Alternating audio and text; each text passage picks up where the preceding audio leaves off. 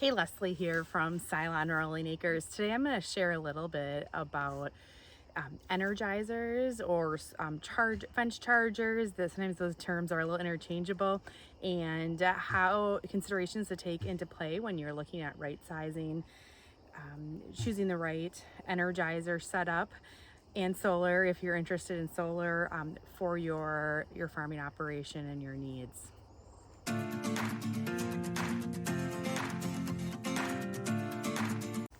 So there's a few things that come into play when you're choosing your energizer. You want to take into consideration how much area that you're going to be fencing, the type of fencing you're going to be using, and the species that you are using your fence with. So before I dive into those, I just want to share a little bit about where we're at right now.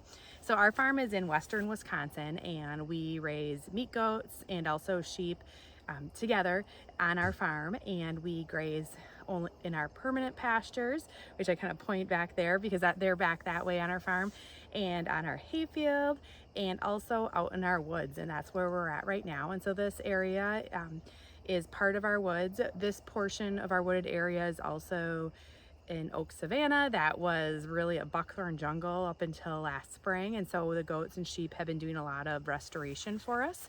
They're actually, well, they're in progress. I'm just going to kind of point back here. You can see a few of them back here, but we've been using them in our woods to as a feed source, but also as a tool for us for managing our land. And part of the way that we can do that is being able to use a portable electric fencing system. And if you've followed our farm, whether it's here or in other areas of social media or on my blog, you know that electric fencing is really important for us to be able to do what we need to do.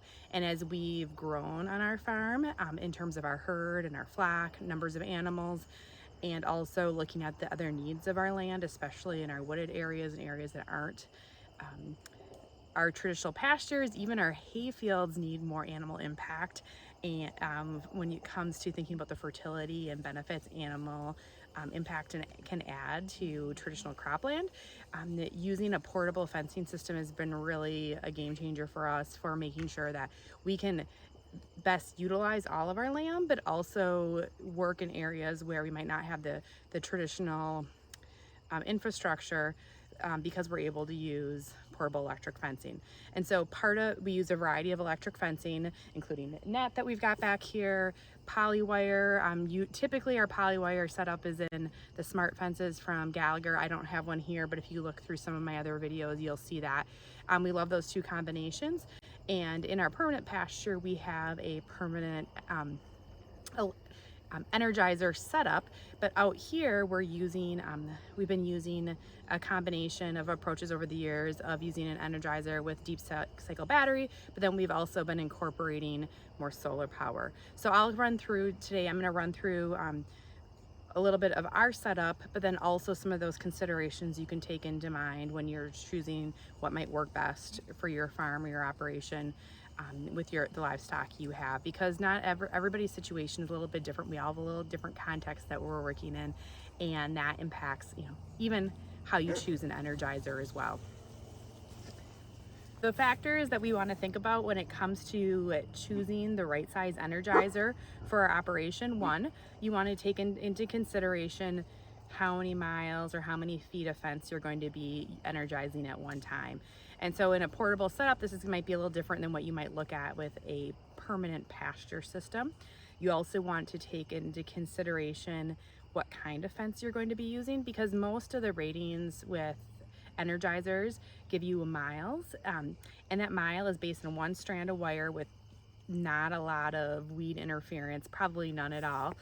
So dealing with the reality of a working farm, you are going to have some weed interference on your fence.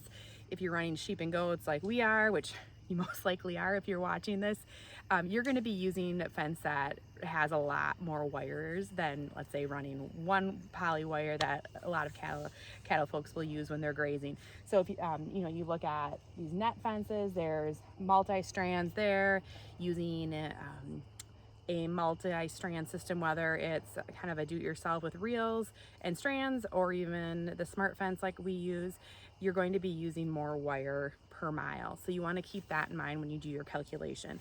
The other piece is thinking about what kind of species you're using, what you're going to be using with your fence.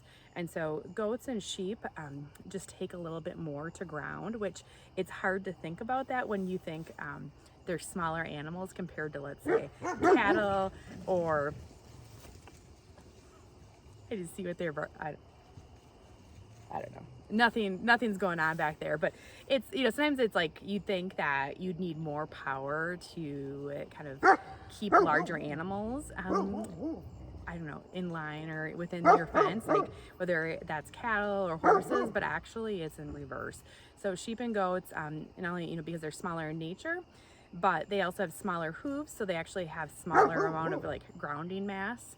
Also, sheep, of course, a lot of sheep, because of their wool, can also be a little bit of interference, you know, make it a need for some stronger fencing. Stronger fencing, stronger Energizer. Additionally, you think about, again, back to the number of wires and fencing, and because they run lower to the ground, it's just naturally they're going to require that. And I think from a goat perspective, knowing we've had goats for a long time now, goats just, they're too smart for their own good. So having a strong Energizer really makes a difference. So those are some factors to come into play. So as you start to look at those miles and doing some calculations on the type of fencing you're using, so maybe you might need to, you know, double that or up that. Also taking a look at, so that with each of those, there's going to be certain levels of joules of fencing, and that will come with covering more miles of fence. From there, once you have a good idea of maybe what ballpark you might be in, you're probably going to want to up that by an Energizer size or two, maybe even three, what you can afford. So there's a few reasons for that. One, you don't know if you're going to expand your needs. So for example, we're out here in this area, and our paddock size is much larger than what we would use in our hay fields, or even in our existing pastures, or where it's more gorge based and less tree line. Just because here there's a lot of forage within the trees, but it's not as, you know, it's more sparse compared to, it's not as dense, I guess is the best way to put it, compared to like a hay field or a traditional pasture. So their requirements out here are a lot, you know, it's a larger paddock size than what we would use in our other areas on our farm. So because of that, we need to have more Energizer power to help power more fence, and that gives us flexibility by using a larger unit.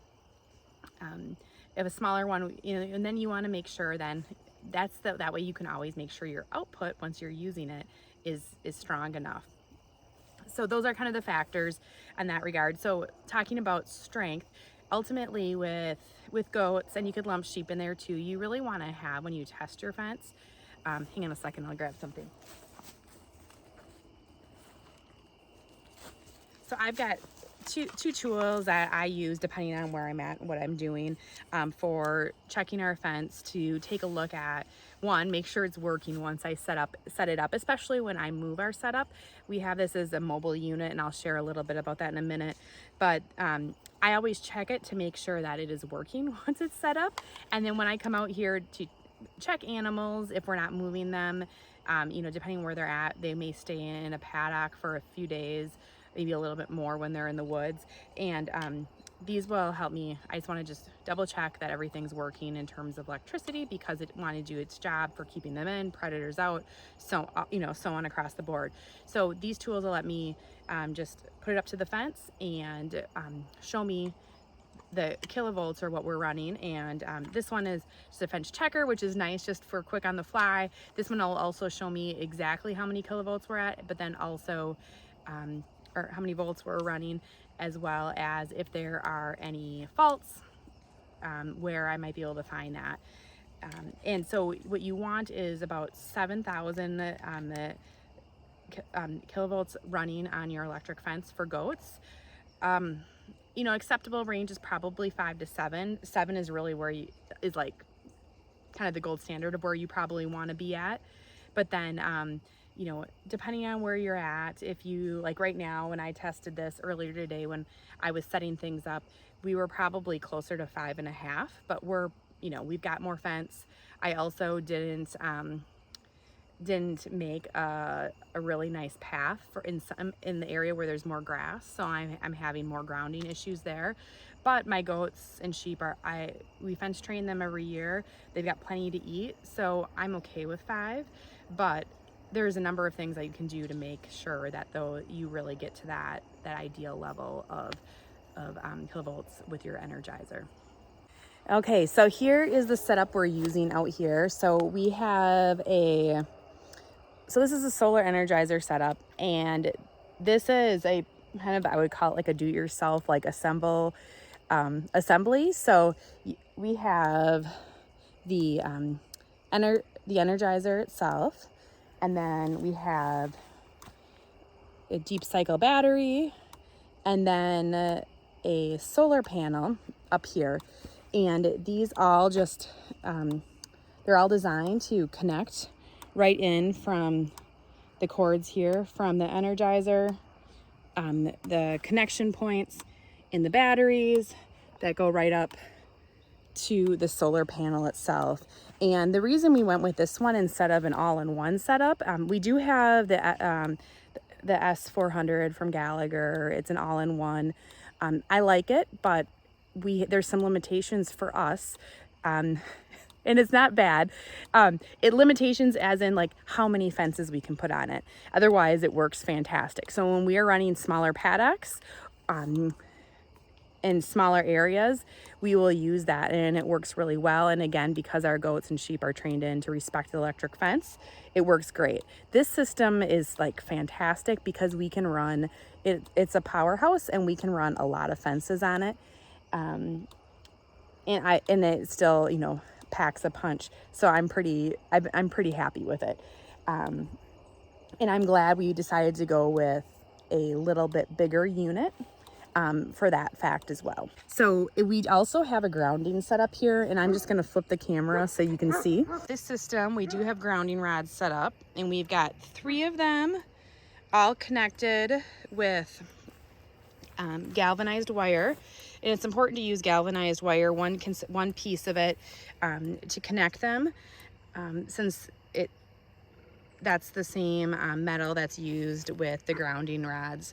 These T's I also like because it makes it easier to pull them out as in a portable Energizer system.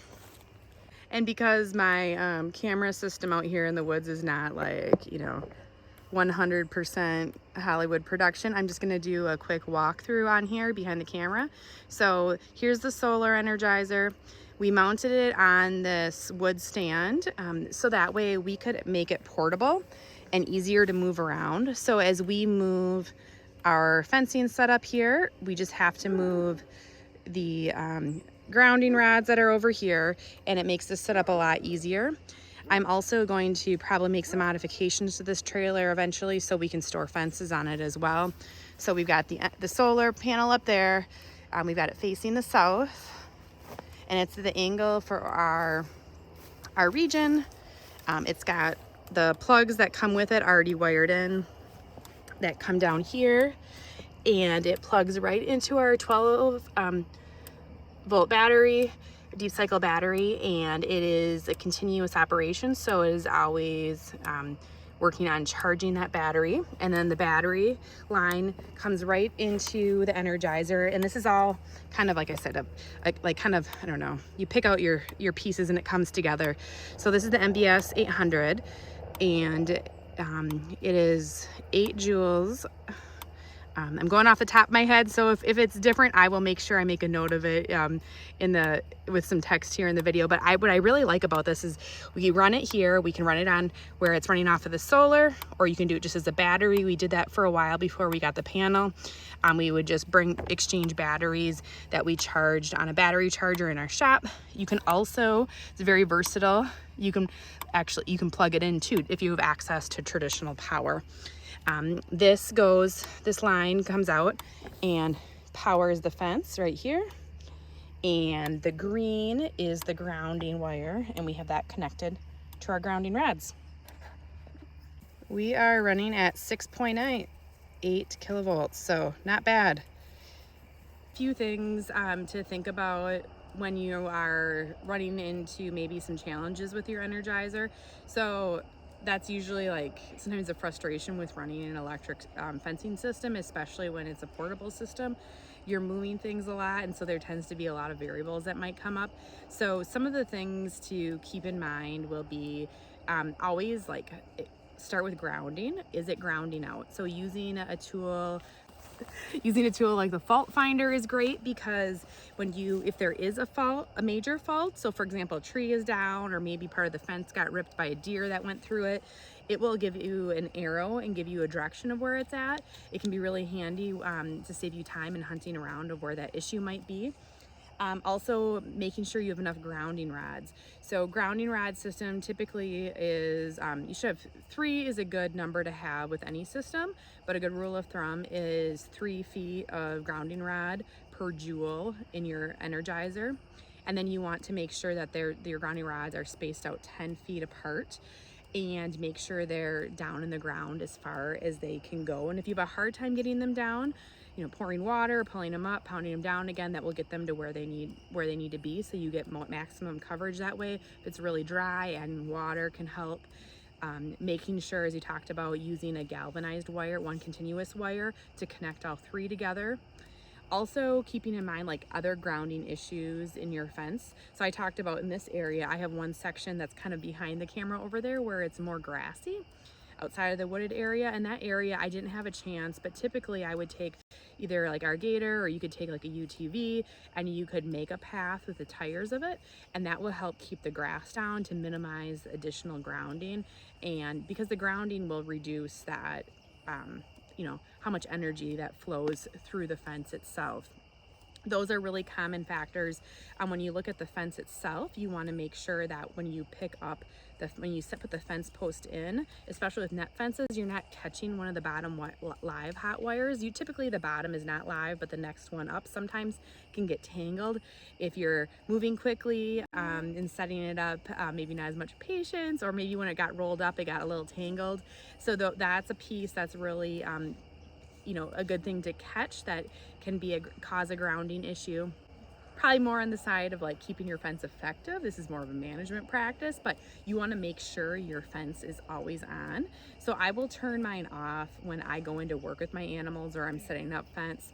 I'm here, I can see if there's going to be an issue, but you should always have it on, because your animals will know when it's not off, and they will start to test it, or if they don't have enough if they perceive they don't have enough to eat, you may not think so. They may be likely to kind of put some extra pressure on it, and that could cause some issues, whether that's getting out, getting tangled. Again, this is called effectiveness of your fence. Even if then maybe it's on later when you do turn it on, they may not always trust it's on, and they may even decide maybe it's worth jumping, because I've seen both my animals they can jump. Not many have jumped over these fences, or they haven't jumped over these fences, but again, if they don't know their boundaries, or their boundaries aren't always clear, that can lead to your fencing system, including your Energizer, not being effective when you don't use it. And then the last piece is that you just want to make sure you're using the right size Energizer for your system. Make sure it has enough power for what you're looking to do, in terms of size paddock and the type of animal species you have. If you're just not getting the output of like 5 to 7 kilovolts on your Energizer system, you want to go back to looking at grounding, but maybe you do need to size up on your Energizer as well.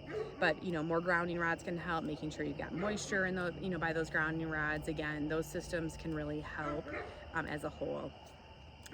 So we've used a number of, just as I kind of wrap up here, a number of energizers on our farm. So we have a kind of a traditional plug in the wall that runs our pasture system. Works great. Actually, over time we've upgraded it.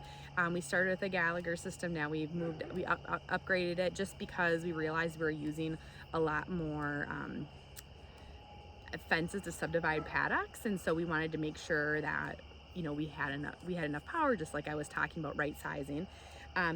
In our portable fencing systems, usually have at times we may have 2 herds out throughout the farm.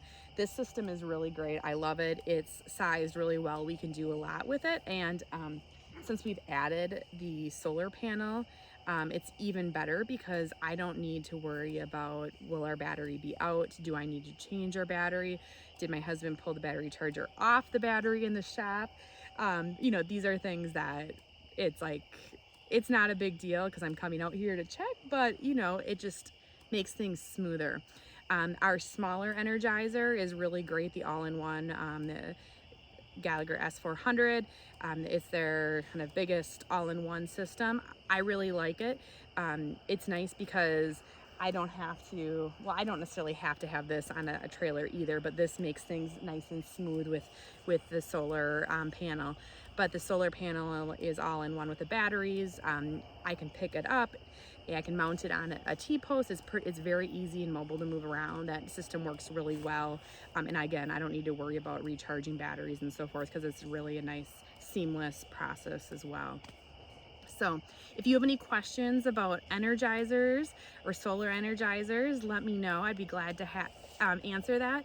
And if you want to learn a little bit more, over on my blog, Grazing with Leslie, I have a more in-depth article all about energizers or fence chargers for your farm, and how to kind of take into consideration your needs, especially as sheep and goat farmers and ranchers.